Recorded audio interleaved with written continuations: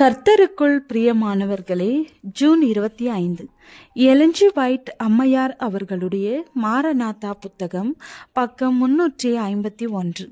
இன்றைய தியானத்திற்காக தெரிந்து கொள்ளப்பட்ட தலைப்பானது பட்டணத்திற்கு வெளியே தங்கியிருந்து பட்டணங்களில் ஊழியம் செய்தல். வசனம் 2 கொரிந்தியர் 6வது அதிகாரம் 17வது வசனம். ஆனபடியால் நீங்கள் அவர்கள் நடுவிலிருந்து புறப்பட்டு பிரிந்து போய் அசுத்தமானதை தொடாதிருங்கள் என்று கர்த்தர் சொல்லுகிறார். தேவனுடைய கட்டளைகளை கைக்கொள்ளும் மக்களாக இருப்பதால் நாம் பட்டணங்களை விட்டு கண்டிப்பாக வெளியேற வேண்டும். ஏனோக்கு செய்ததை போல நாம் பட்டணங்களில் வேலை செய்ய வேண்டும். ஆனால் அங்கு தங்கி வாழக்கூடாது. கூடிய மட்டும் நமது நிறுவனங்கள் பட்டணத்தை விட்டு வெளியே அமைக்கப்பட வேண்டும். அவரது மக்கள் பட்டணங்களில் குடியிருக்க வேண்டும் என்பது தேவனின் சித்தம் அல்ல. ஏனெனில் அங்கு கலவரங்களும் குழப்பங்களுமே தொடர்ந்து காணப்படும். பட்டண அமைப்பு முழுவதுமே பரபரப்பினாலும் வேகத்தினாலும் கூச்சலினாலும் சீர்குலைந்து கிடப்பதால் அவர்களது பிள்ளைகள் அதினின்று காப்பாற்றப்பட வேண்டும். தமது மக்கள் நாட்டுப்புறங்களுக்கு சென்று நிலத்திலே குடியிருக்க வீடு கட்டி தங்களது சொந்த பழமரங்களையும் காய்கறிகளையும் பயிர் செய்து இயற்கையின் தொடர்பிலே நேரடியாக தேவனுடைய பணியை செய்ய வேண்டும் என்று ஆண்டவர் விரும்புகிறார். உங்களது குடும்பங்களை பட்டணத்தை விட்டு வெளியே அழைத்து செல்லுங்கள் என்பதே என்னுடைய தூது. மனிதர் கேட்டாலும் சரி அல்லது பொறுத்து கொண்டாலும் சரி, சத்தியம் சொல்லப்பட வேண்டும். பட்டணங்கள் சோதனைகளால் நிறைந்திருக்கின்றன. இத்தகைய தூய்மை கேட்டினின்று எவ்வளவு தூரத்திற்கு நம்முடைய வாலிபர்களை கொண்டு செல்ல முடியுமோ அத்தகைய விதத்தில் அவர்களை காப்பாற்ற நமது ஊழியத்தை திட்டம் செய்ய வேண்டும்.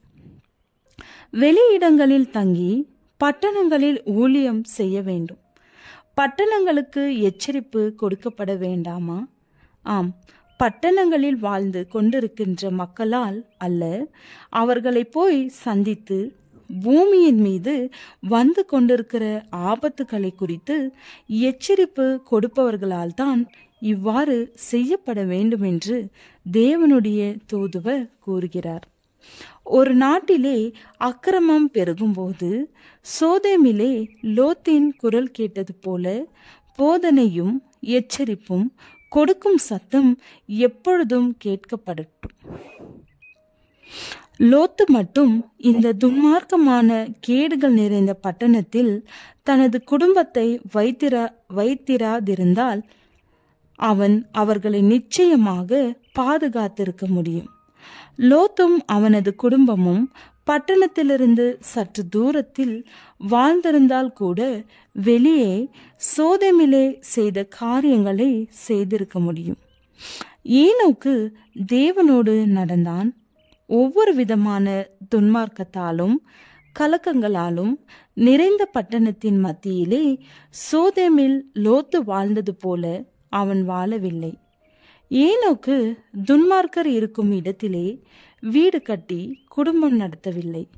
எங்கு சூழ்நிலை எவ்வளவிற்கு அதிகமாக தூய்மையாக இருக்குமோ அங்கு தன்னையும் தனது குடும்பத்தையும் வைத்து கொண்டான்.